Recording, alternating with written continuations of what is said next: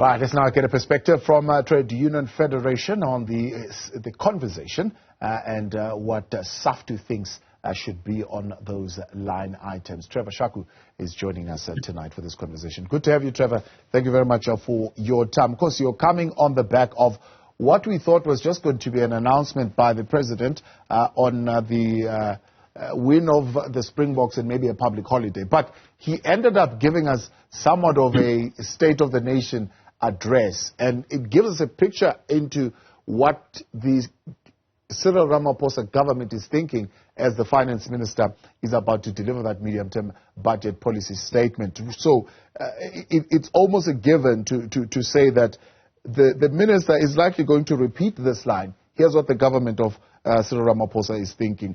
Government spending has exceeded revenue since 2008, the global financial crisis of that year, without any commensurate increase in economic growth.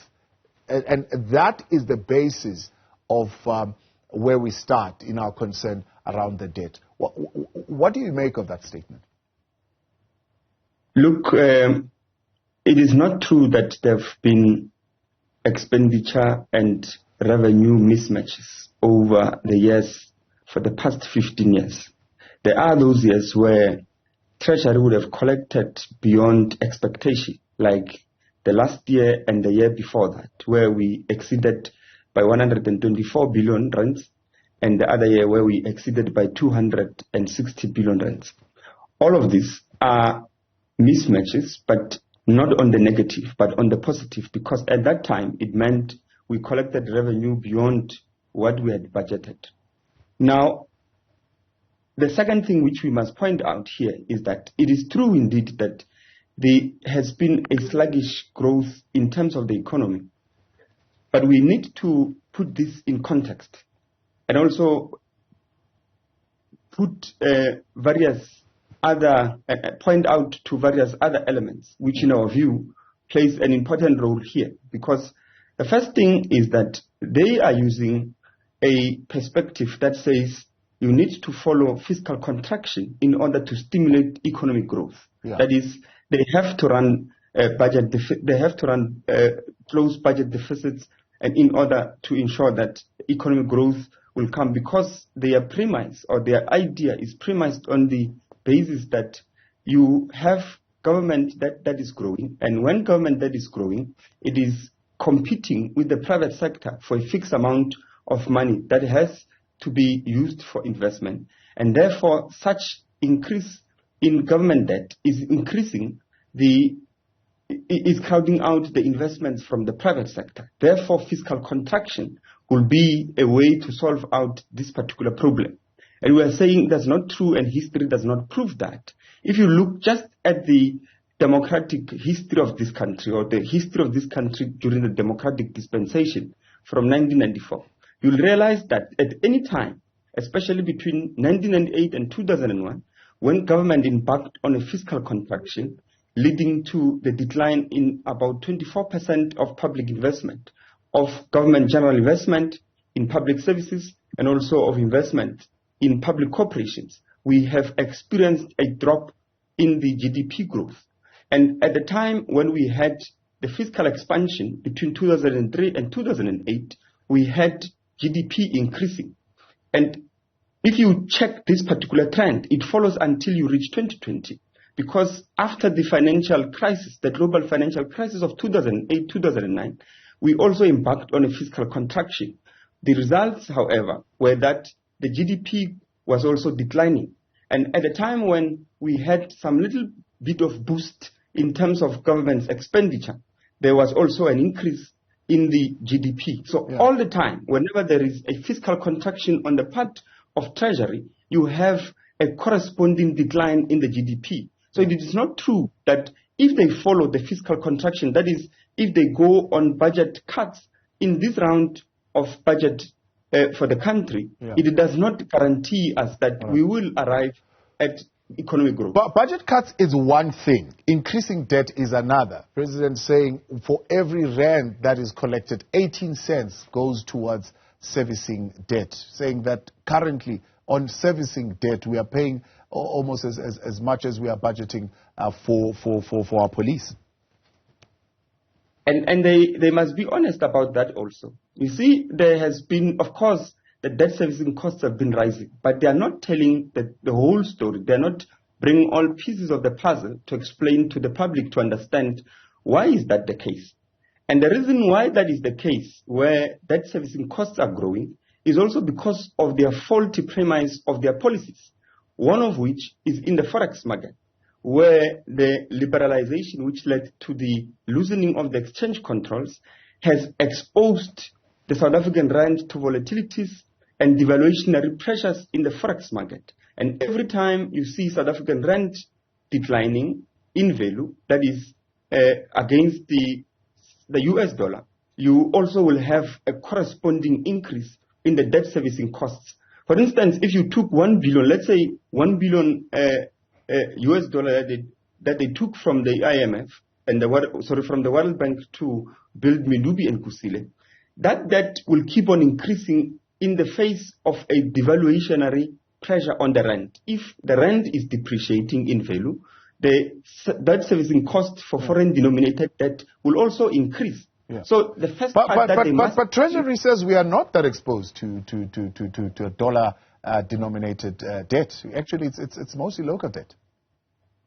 Indeed, they are correct, and that's where actually I'm coming to, because the total, according to the South African Reserve Bank's bulletin for the third quarter of 2023, it shows there that the amount of foreign debt that we've accumulated as a country is up to 162 billion US dollar, and 90.1 billion rather of that is denominated in foreign currencies, and 72 of that is denominated in the South African rands. Now let us come to the borrowing in the domestic context, and what they say the most of the debt that they have to service at the current moment is denominated in the South African rands.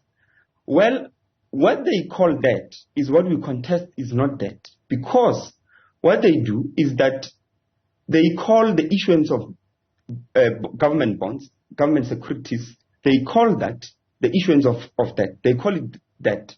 Now, we don't think that is debt. The South African Reserve Bank, the South African government, that has the monopoly over the issuance of the rand, cannot go to a third party to borrow the South African rand. It means, therefore, that the issuance of bonds serves a different purpose in the economy, and the purpose it serves is to provide risk-free securities for those who are holding wealth in society, the non-government sector, the private companies, including the hedge funds and the pension funds. And if you check on the annual reports, annual integrated reports of the public service corporations and of the government employee pension fund, you'll realize that these pension funds are actually some of the entities that are holding the so-called South African debt, that is the government securities. The reason they are the reason some of these private sectors and government pension funds and other pension funds across the country are demanding that government must issue bonds, government securities, is so that they can be able to store the money without the risk of having it exposed to the volatilities in the commercial interbank markets, which obviously exist and at some point can erode your wealth. So these are risk-free assets which are provided for the private sector, the non-government sector, to be able to safely store the money that they've accumulated. And it is not that. We are arguing that the South African government has monopoly on the issuance of rand and cannot go elsewhere to the second, the third, or the fourth party to borrow that South African rand. All right. Let's then look at what the government says are key elements of our recovery. They are pinned on this reconstruction and recovery plan as what is going to take us out of this. This part, I think they probably agree, you agree with them to an extent. They are going to expand social protection and they are going to expand public employment. So the special SRD grant, known as the 350 grant, the president says, which was introduced, is likely going to stay. And we say that is a good thing.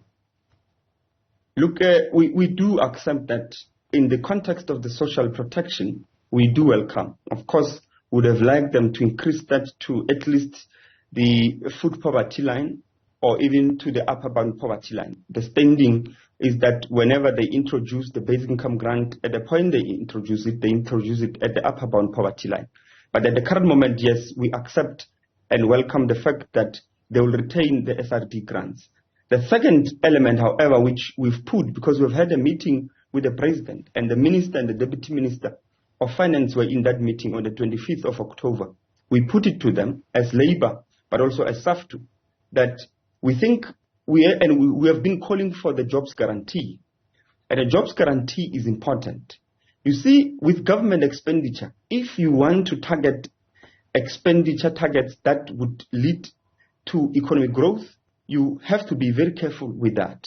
And in our view, we said to them that in addition to this, we think indeed it can stimulate demand in the economy, and that demand might lead to the expansion of production as people demand more goods. But also, although we cautioned, because there is always a limit to that, if the owners of the means of production do not expand production, the attempts through social security and social protection to stimulate aggregate demand will not lead to economic growth, but will lead to inflation rising, because those people who have the means of production responsible for expansion of production of goods in society will not be expanding them. And as a result, the only way to ensure that there's a little bit of equilibrium that is struck, you'll have to increase prices.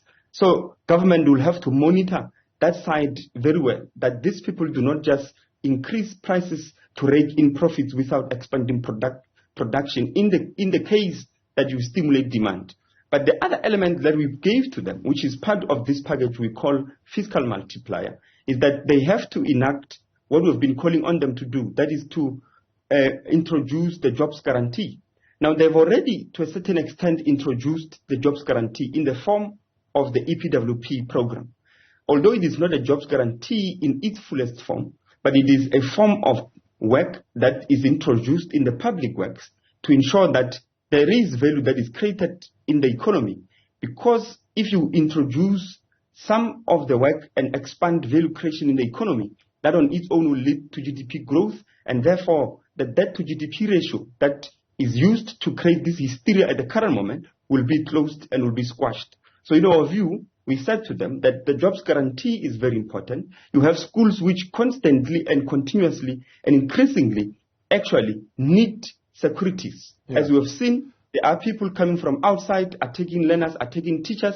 This on its own can be a basis or a site upon which a jobs guarantee actually is exercised, and therefore you create security. So they'll tell you that the presidential employment scheme is certainly there for that, but they are looking at employment being created through the infrastructure investment. So the president saying that there are several significant infrastructure programs underway, and these projects are both contributing to greater economic activity and jobs and providing much needed infrastructure for growth of our economy and the needs of our people. So they're looking at the two. Those are the kind of jobs that they would want to create that are attached to this infrastructure investment. We do welcome also the expansion of infrastructure and any program that will expand infrastructure. Infrastructure is important for a number of reasons. One, just on the basis of operational plans in the infrastructure phase, it will expand the GDP, the value creation in the economy will expand. But there are long-term benefits out of infrastructure programs. And one is that if you develop infrastructure, especially in the public service, you'll be alleviating some of the risks and some of the problems that we have been encountering in the public service that are compromising the quality of services which are offered to our people in those institutions. The second thing is that you have infrastructure that has to be built in order to support economy and the logistics in the economy, commercial and circulation of goods and services. And that speaks to roads, that speaks to communication and telecommunication infrastructure. You need to develop that, because for the economy also to be able to expand properly, it requires circulation. Remember, capitalism is premised on the circulation of goods. Without the circulation of those goods, no value will be realized out of those particular goods. Therefore, you need the infrastructure for that particular commerce to take place. And we do welcome that. The only thing, however, is that infrastructure will create jobs in the intermediate period, but will not sustain them, especially after the completion period. And that is the reason why we insisted on them to introduce the jobs guarantee, to ensure that a jobs guarantee will always be there. A security officer will always be needed at a hospital, at a clinic, and at a school. And you also need to identify other areas of keeping up with cleanliness, hygiene in our communities, ensuring that there is no littering, which already the EPWP programs are doing that, but you can expand that scope to ensure that there are other areas that are covered. Yeah. And this will ensure that there's continuous jobs in the public works to ensure that those who are losing their jobs in the formal sector, those who are losing their jobs in the manufacturing sector, which is actually shedding more jobs. If you check at the statistics from the 2008-2009 until now, we have lost more than 300,000 of those particular jobs in that sector. Where are these workers going to? They are going into precarious work. But we are saying to the government, bring the jobs guarantee so that you offer an alternative to these people so that they also continue to actively participate in the economy as consumers. So, I mean, the DA would say that is not necessarily fiscal prudence. I mean, their alternative medium-term budget statement is one that promotes less government expenditure. In fact, they're saying this redistributive policy framework that the government is opting to implement in EPWPs and so on and so forth is actually the one that is putting us in the significant trouble that we're in. DA's methods and perspectives and policies are ultra-market policies, which wants to replace government's participation in the economy with the private sector. Unfortunately, the ANC is also marching in that direction. If you look, for instance, with the liberalization of the energy markets, with the liberalization of the in the spectrum where communication entities have to contest for the space and all of that. And also, not just with the liberalization of the markets, but also with the accompanying privatization of certain entities that were owned by government, either partly or in full. So the DA is not surprising us because theirs is a devotion towards a laissez-faire policy that says development has to be championed through the private sector, and that every bit of our lives, every bit of the services and the goods that are offered and produced in the economy have to be offered and produced by the private sector.